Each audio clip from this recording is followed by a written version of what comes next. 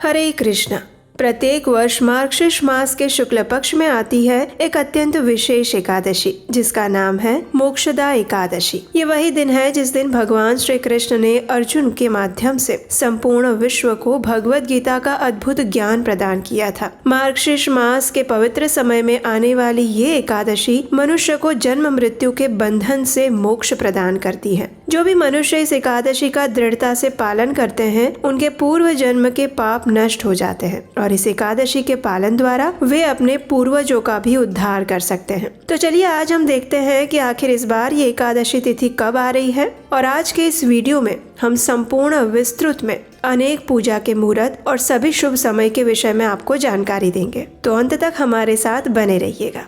इस बार मार्गशीर्ष मास के शुक्ल पक्ष की मोक्षदा एकादशी आ रही है 11 दिसंबर 2024 बुधवार के दिन। एकादशी तिथि आरंभ हो रही है 11 दिसंबर को प्रातः 3:42 पर और पूरी होगी 11 दिसंबर रात को 1:09 पर। इस प्रकार हम देख सकते हैं कि इस बार की एकादशी तिथि सुबह से लेकर मध्य रात्रि तक संपूर्ण दिन में विद्यमान रहेगी। इसलिए हम इसी दिन यानी 11 दिसंबर 2024 बुधवार के दिन ही मोक्षदा एकादशी का पालन करेंगे। इसी दिन गीता जयंती का शुभ दिन भी मनाया जाएगा। इस बार की एकादशी स्मार्त और वैष्णव, गृहस्थ या ब्रह्मचारी सभी के लिए एक ही दिन में है, यानी कि 11 दिसंबर 2024 को। चलिए अब देखते हैं कि इस दिन के शुभ मुहूर्त कौन कौन से हैं। 11 दिसंबर को प्रातः ब्रह्म मुहूर्त का समय रहेगा 5:38 और सूर्योदय होगा 7:14 पर। इस दिन प्रातः काल में पूजा का समय आप ब्रह्म मुहूर्त से आरंभ कर सकते हैं और सूर्योदय तक कर सकते हैं, यानी प्रातः 5:38 से लेकर 7:14 तक। संध्या काल की पूजा का समय रहेगा शाम 5:08 से लेकर 6:26 तक। इस दिन राहुल काल का समय रहेगा सुबह 11:40 से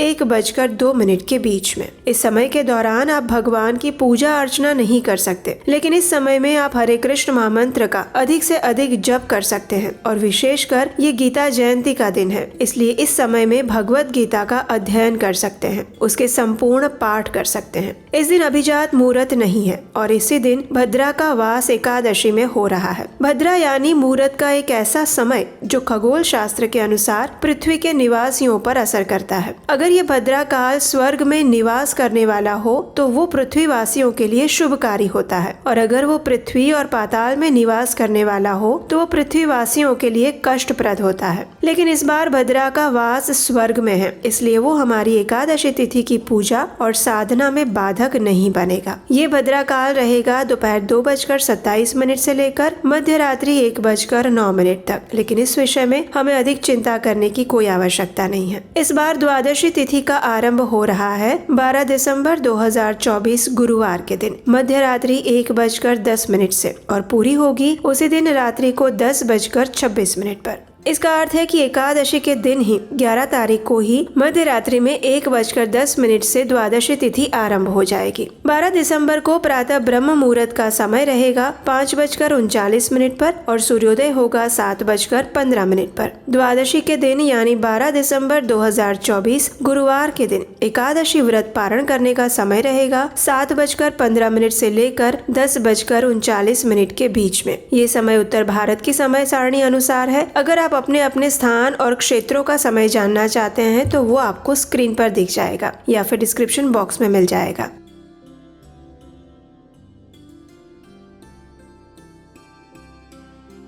एकादशी का पारण निर्धारित समय पर ही करना अत्यंत आवश्यक है और ऐसा ना करने से व्यक्ति का एकादशी व्रत पालन फल नष्ट हो जाता है। इसीलिए ध्यान से निर्धारित पारण समय पर ही एकादशी व्रत का पारण करना चाहिए। पारण के समय में स्वयं पारण करने से पहले दान अवश्य देना चाहिए और इस दान करने का शुभ मुहूर्त इस बार रहेगा 12 दिसंबर 2024 गुरुवार के दिन सुबह 5:39 से लेकर 10:39 के बीच में। इस दिन अभिजात मुहूर्त लगेगा सुबह 11:19 से लेकर दोपहर 12:02 तक। तो ये थी आने वाली मोक्षदा एकादशी के विषय में संपूर्ण जानकारी, उसके पूजा मुहूर्त और शुभ समय के विषय में जानकारी। जैसा कि हम सब जानते हैं, एकादशी तिथि परम भगवान श्री हरि को अत्यंत प्रिय है और इसीलिए तो कहा गया है, नमो भगवते तस्मै यस्य प्रियतमा तिथिः एकादशी द्वादशी च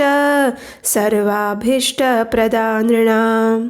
यानी जिनकी परम वल्लभा एकादशी और द्वादशी तिथि मनुष्य मात्र को संपूर्ण वांछित फल प्रदान करती है, उन श्री भगवान को मैं नमस्कार करता हूँ। ये एकादशी इतनी पवित्र होती है कि वो न सिर्फ मनुष्य के इस भौतिक कल्मश और कष्टों का नाश करती है, अपितु वो मनुष्य को परम उच्च आध्यात्मिक गति की ओर भी लेकर जाती है, जिससे मनुष्य इस भयंकर दावानल रूपी संसार सागर से हमेशा हमेशा के लिए मुक्त हो जाता है। और आने वाली ये मोक्षदा एकादशी भी ऐसी ही परम पवित्र और पावन एकादशी है, जो अत्यंत दुर्लभ है और वर्ष में सिर्फ एक बार आती है। इसलिए प्रत्येक मनुष्य को प्रयास करना चाहिए कि इस आने वाली मोक्षदा एकादशी का श्रद्धा और नियम पूर्वक पालन करे। ये एकादशी अत्यंत मंगलकारी और कल्याणकारी है। वर्ष के किसी भी समय में आपसे जो भी अपराध होते हैं, जाने अनजाने में जो भी पाप कर्म हो जाते हैं, उन सबका प्रायश्चित करने का ये सुअवसर होता है कि इस एकादशी के दिन आप प्रातः ब्रह्म मुहूर्त में उठकर विधि अनुसार भगवान की पूजा अर्चना करें, उनकी मंगला आरती करें या उसका दर्शन करें। उसके बाद तुलसी देवी की आरती करें और फिर एकादशी का संकल्प लेकर संपूर्ण दिन के दौरान इस मोक्षदा एकादशी व्रत का पालन करें।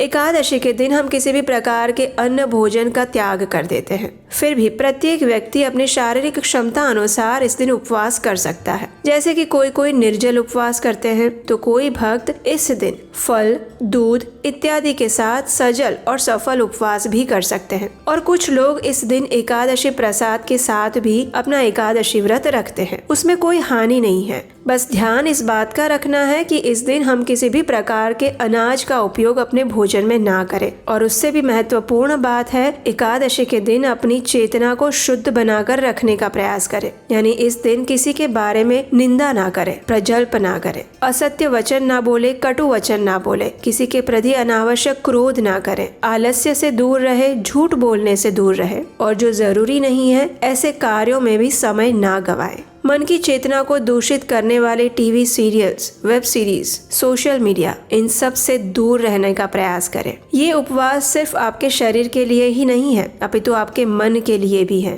और इसीलिए कहते हैं ना, कम से कम एकादशी के दिन फास्टिंग फ्रॉम फोन भी करना चाहिए। यानी मोबाइल का जितना उपयोग हो उतना ही प्रयोग में लिया जाए। ये मोक्षदा एकादशी है, इसलिए इस दिन संपूर्ण भगवत गीता का पाठ अवश्य करना चाहिए। संध्या के समय भगवान के समक्ष बैठकर परिवार के साथ हरे कृष्ण महामंत्र का कीर्तन कीजिए, उसका श्रवण कीजिए, भगवान के सामने दीप अर्पित कीजिए, तुलसी देवी को दीपदान कीजिए और फिर अगले दिन द्वादशी पर निर्धारित समय के अंदर इस व्रत का पारण करिए। इस व्रत का पारण करने की संपूर्ण विधि भी हम आपके लिए लेकर आएंगे और उसे सुनने के लिए आपके अपने चैनल को याद से सब्सक्राइब किया है या नहीं, ये जरूर चेक कर लीजिएगा। नीचे सब्सक्राइब बटन और बेल आइकन दोनों दिया हुआ है, उस पर क्लिक करके आप हमारी आने वाली पारण विधि वीडियो भी सरलता से प्राप्त कर पाएंगे और इस एकादशी की सबसे महत्वपूर्ण पौराणिक कथाओं को भी सुन पाएंगे। तो हमें आशा है कि आने वाली मोक्षदा एकादशी के लिए आप संपूर्ण रूप से तैयार हैं और इस विशेष एकादशी का निष्ठा पूर्वक पालन करके हम अपनी आध्यात्मिक गति को और तीव्र बनाने का प्रयास करेंगे।